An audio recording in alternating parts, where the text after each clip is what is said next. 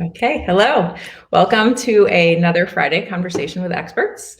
My name is Mara Kaufman, and I'm the CEO and co-founder of Brain Trust. We are a platform where parents can connect with certified teachers and learning specialists for private tutoring. And today I am here with Tami Morrison, who is an expert reading teacher and educator based in Ohio. And we're going to be talking about phonemic awareness. So I'm going to pass it over to her so we can learn a little bit more about her background, and then we will dive into the science of reading. Oh, thank you. And thanks again for having me. I laughed when you said expert. I don't ever see myself as an expert, but I love the science of reading, and I love teaching reading and phonics, words, anything that has to do with any of that. So I'm always learning and trying to make sure that I'm teaching it properly and teaching it well, but I do love it. So I teach second grade in Ohio. As you said, I'm in Northeast Ohio, OH for any Buckeyes out there.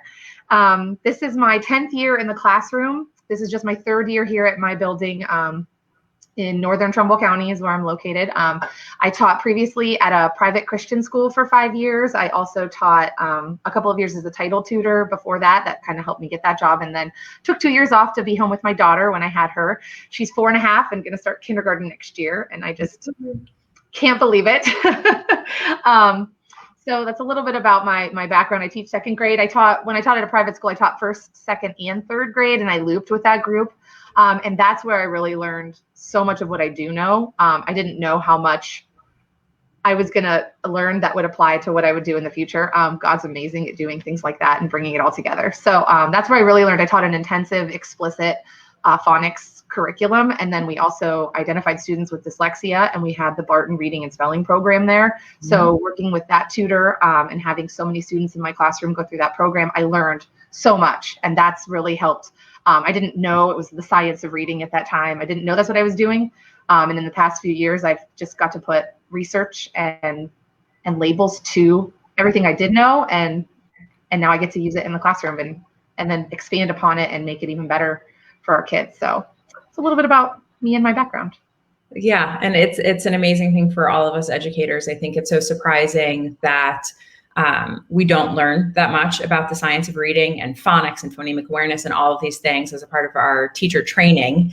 And I think it's incredible that when there are these opportunities to learn all of these tools and strategies that have such a transformative effect, not just on students who have dyslexia or a reading disability, but on the reading abilities of every student in our classroom, it's really powerful and really amazing to see. And so I saw Tami doing an incredible lesson with her second graders working on some phonemic awareness activities that I'll try and repost when I make our blog post.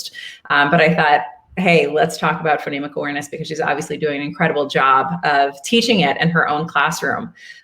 So, to get started, can you just tell us a little bit about what phonemic awareness is?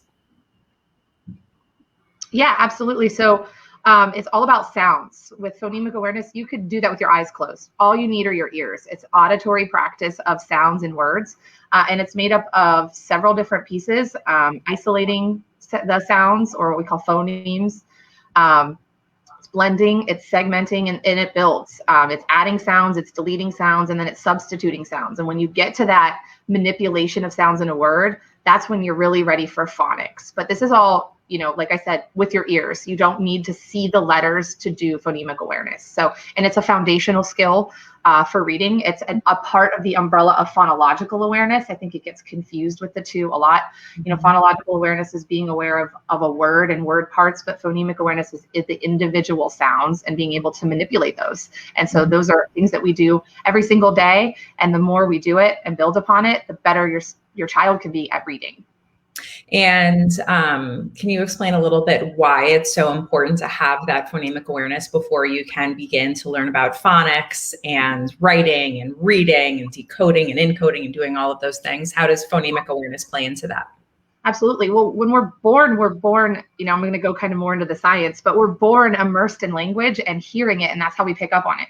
But reading words and letters is a code we created. And so our brains aren't hardwired to read, but they're hardwired to pick up on sounds and language auditorily. So if we can teach our students the sounds and manipulating those sounds. We give them a great foundation for then connecting it to the letters that they need to see for those sounds and what the actual graphemes, the letters, and teams of letters represent. But without that, it becomes really difficult for so many students. There are kids who will just naturally pick it up. I think back to my sister. She texted me a couple of months ago and was like, do I really know how to read, or have I just memorized a lot of words? And I was like, you're one of the lucky ones who you've just naturally broken the code and figured it out, and you can read without really thinking about it, without that explicit instruction. But no, your brain is actually still reading all of those little parts. You just don't even realize that you're doing it. But there are kids who need that specific instruction of phonics. But in order to get that, it's going to be a struggle without phonemic awareness. And one thing I love about the resources that my building has gotten is that I've got assessments that target phonemic awareness skills. And then I've watched my struggling readers grow in their decoding along with their growth in phonemic awareness. So as we fill those gaps, then their decoding is growing. And it's really amazing to see that growth. So that's why it's so important. It's a true foundational skill to really move on to phonics. And, just reinforcing the idea that one of the recommendations I always say to students when they're trying to figure out how to spell an unknown word is you have to let your mouth tell your hand what to write. And your mouth has to be able to identify all of those individual sounds in the word to be able to figure out what it is you need to include. And so I think with those, that question of your sister of like, do I really know how to read, or did I just memorize everything? You can kind of see that come out with students who sometimes, like, if you tell them to write a big word, all of a sudden they'll just write this stream of letters that has no connection to the syllables in the word or to some of the sounds in the word, even though that the letters will be somewhat accurate. And I feel like that's always a really good indicator of that memorization and the lack of phonemic awareness that highlights just how important that skill is. Yeah. It all goes together. Decoding, encoding, reading, writing, spelling, it all connects and it all goes together. So if you can build that strong phonemic awareness skill early, then you've got that foundational skill to build upon with phonics, which builds to spelling, decoding, writing. It all comes together. And so it's a really important skill that affects so many things in literacy itself. Yeah. And I know that you mentioned that it has nothing to do with printed words, so it's a really easy skill to begin very early on. How early would you say that kids are ready to begin to learn about phonemic awareness? And definitely in preschool, but you can do it, even earlier. If your child can speak and hear, there's no reason why you can't start practicing talking about rhyming words. As you're reading books to them, talk about words that rhyme: rat, cat, hat, sat. So there's no reason why you can't start that at 2, 3, and then even 4 years old. I know I'm working on it with my preschooler and making sure she's got a strong foundation for it. And it's been a struggle. For her, I think she hears the sounds, but she also doesn't want to get things wrong. So she kind of holds back and, but she's taking it all in and we're going to keep working on it. But I don't think it's ever too early truly to start, because we want to start basic phonics in, first and second grade. So the earlier that they have a strong foundation in phonemic awareness and they can get into manipulating the sounds, changing the sounds in those words, they're going to be so ready for phonics and take them right into decoding and reading and writing. So definitely preschool, if not sooner. Yeah, wonderful. And so what are some of your favorite activities that you do with your students to build phonemic awareness and to make it fun and engaging? Yeah, so we use the Heggerty phonemic awareness curriculum, which I love because all the work is done for you. So I just open my book to the day I need and everything is laid out for me. But what my favorite part about using it is that we add in movement. It can just be sitting and just doing auditory drills, which sounds easy enough, but can get boring. And there are kids who don't want to do that. I have 2 groups of students this year due to our hybrid schedule, and my morning boys, they're not into it. There's 8 of them and only 1 girl in that group, and they're not as into it. But when I give them that movement, it engages them so much more. So, when we're talking about the medial sound in a word, I think the Heggerty curriculum does put motions in, because the motions help them see parts of words. Compound words we do, cup, cake, cupcake. But there's other ideas that I've kind of taken liberties with. So one of my favorite ones, that was the video you referenced, was doing the medial sound of a word. So I think the Heggerty says to do a roller coaster or to punch it, but we take it a little further and some students jump. And I believe it was my first group a few years ago that came up with frog jumping. So they start, as long as we're going down, up, down to get that medial sound, I kind of let them take the lead on it. And so they would start, squatted way down and they'd jump way up and then come way back down and then repeat the middle sound. So I don't get into the jumping as much. So I do squats. So it gets me some exercise in, but as long as, we're doing that down, up, down motion and I punched along with it, because I do give them that option too. You don't have to jump, but I do need to see you doing something. So whether it's you punch like Mario, we say, or for the girls, you're doing a cheerleading motion or you're roller coastering or even like a giant thumbs up and down to show that medial sound and then repeat it. Makes it a lot more fun. And again, it gives them some ownership too. I let them come up with some ideas. When we do rhyming words, it just is thumbs up, thumbs down in the Heggerty. So sometimes they jump and then for when they rhyme and they clap when they don't. I tell them I do need to do them some sort of motion or sound because I need to see that they're understanding that the word does rhyme. Yeah. So when they jump and I don't hear any claps, I know they've all got it. And when I hear claps, I know that they've got it, that it doesn't rhyme. We also, chop the individual phonemes of a word. So when we segment, it's called chopping. And, in Heggerty, it's just a basic chop. So I do that. But I tell them, get out your tool for chopping. And we talk about all kinds of tools. So some people are using a machete and some are using a sword. And some are using, so a couple girls this year started using scissors. Yeah. And today we were remote and a girl really got out a butter knife and was chopping. And some were doing jumping jacks one day. They came up with jumping jacks. So they would, each sound was a jumping jack. Some students even hop or just tap their foot in front of them. And some students just tap the desk and others just chop along with me. But I let them kind of get those ideas out because like I said, it brings that ownership and that engagement, which is the biggest and I think most important part, because otherwise they're just sitting there bored. And if they stop participating, even if they're hearing it, they're participating and speaking it with you is just as important too. So they'll make some growth just listening, but you really do need them repeating and saying it along with you and engaging them in any way I can. I will do that. So if we're jumping around the room and it looks crazy, I don't care if they're doing it along with me. Yeah, well, and it also just any learning experience that's multisensory is going to be more effective and they're going to gain more from it. So if they're just sitting there and sort of repeating versus really feeling the movements and saying the sounds and saying the words, it's far more likely to stick and they get to have fun. And it's a really good listening exercise anyways, following directions. So, I think it just sounds like a wonderful teaching experience. And one question that I'm sure if we have some parents and even some teachers that are listening would probably have is, can you give some examples of some of the different types of things that you have students listen for that are covered in the Heggerty curriculum, such as, I know rhyming, and we're all pretty familiar with what rhyming looks like, but what are the other types of things that students have to listen for and manipulate in words? Absolutely. So one of my favorite things that we do is we call them word chains when we get to them. And we do a lot of them with letters and letter tiles, but the word chains are also, we change just the first sound of a word. And we sometimes go straight through, never manipulating the second, what would be called the rhyme part, but just that first sound gets manipulated. And so I'm going to find one because it's one of our favorites and they get excited too. We did some this week because every once in a while it just changes. Each word totally changes, but sometimes they don't all the way down and they're like, oh, is it a long one? And they get to do that. So let me find, we just had done one. And these are, like I said, more advanced. We're getting more and more advanced in the curriculum I have. There's different curriculum from Heggerty at different grade levels. There's a kindergarten, I believe there's a preschool.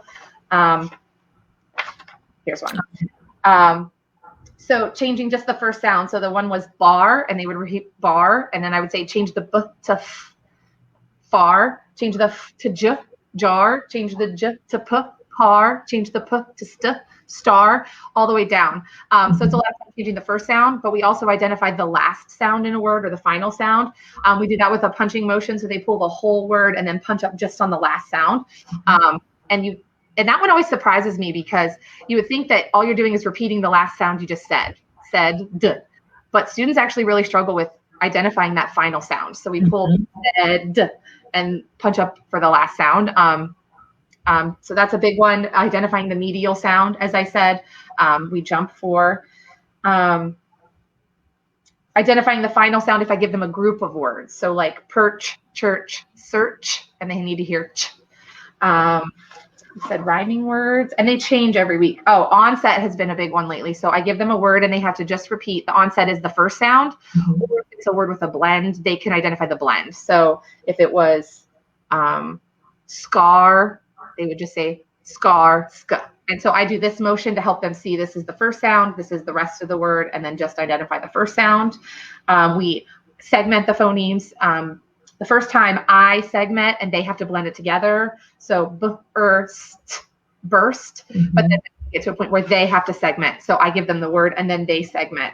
And it's been amazing to see the growth they've made since the beginning of the year. Many came in not segmenting a blend, but we talk all about blends and how it's two individual phonemes. And I talk about how they like blend together in a blender. If you had a chocolate peanut butter milkshake, you can taste the chocolate and you can taste the peanut butter. Blend together really well. And same for like when you say bull, you have bull, but it blends really well together to say bull.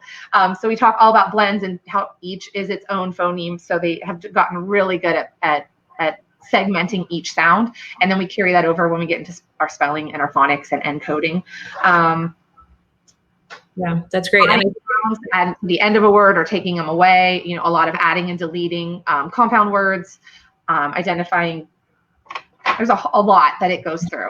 Yeah, but it's just great because it highlights all the different ways in which all of these letters come together to make the sounds that we read, and how all of the sounds that we hear come together and are made up of all of these individual letters, which is really the goal of all of this instruction to help students grow into great readers and writers, is being able to understand the code. And, you know, half the code is spoken. So being able to teach kids to listen and manipulate and play and kind of build confidence with that skill is a huge impact. So it's great to see it in action, and it's great to see how much fun you can make it in your classroom. And I think it's also really great for parents to know that there are all these activities that they can do to support their children at home. And for teachers to know about a resource like Heggerty that's so easy to integrate, you know, short activities with such a huge impact in the classroom experience. Yeah, it's really short. We spend more time on our phonics flashcards. Heggerty recommends doing some sound flashcards beforehand. I take it a little further. So those take a little bit longer, but the Heggerty itself takes maybe 8-10 minutes at the very most, just depending on the skill. Sometimes, you know, if I'm introducing a new one, like when we had to delete a second sound of a blend, you know, that's a lot more challenging. So sometimes I give them a visual of here's the actual blend so they know where they're taking it away. But then we move away from that support and they're doing it all auditorily. So it's a nice, quick part of the day. And I'd be remiss if I didn't mention another resource I love that's also full of a lot of quick of the same activities is the Kilpatrick's Equipped for Reading Success, because that also comes full of information in several chapters. And then it's got tons of 1-minute drills that also build upon specific skills. It's got assessments in it, so you can pinpoint exactly where you need to fill in a gap with a child, and then skills that are just what they call 1-minute drills. So there's only 10 of them, and they focus on one specific skill. And it takes you all the way through all of the advanced phonemic awareness. And that's what I really love doing, is watching my students grow in what they're able to do. And then I tell them, you know, what they're able to do. I was doing it with intervention today. It was great to have a student who's been really struggling. He was manipulating the second sound of a blend with no support at all. And he wasn't able to hardly do that at all a couple weeks ago without some visual of the letters to see where he was really removing and adding a sound. So that's another great resource too, that also gives you just so much information at the beginning of the why, the importance of it, the research from Kilpatrick, plus then these awesome activities in the back too. They're fantastic to use, and I use that more for intervention based. And then I've got my Heggerty that I use whole group, and it's just coming together beautifully. That's wonderful. And I feel like for, you know, parents, teachers, as an alternative to the regular sort of movement breaks that you might do in the classroom, to be able to build this in, it's quick, easy, it's fun, and it'll have a huge impact on the reading abilities of every kid in the class. Yeah, sometimes we take a restroom break, and while we're waiting, you know, we do a quick 1-minute drill. I take the book with me and we throw one in there too. It's really easy to throw it in, because like I said, they're not even a minute, and you can throw in just some extra practice here or there, because that's all you need. Is if you have it written down, you just need the book, and the kids have everything else they need with them. Perfect. Well, thank you so much for sharing all of your insights and your strategies and for talking to us today about phonemic awareness. I really appreciate it. And we will include a write-up of the conversation on our blog with the links to all of these materials that Tami has mentioned, so that, you know, this information can live on and be a great resource to all of you teachers and parents out there.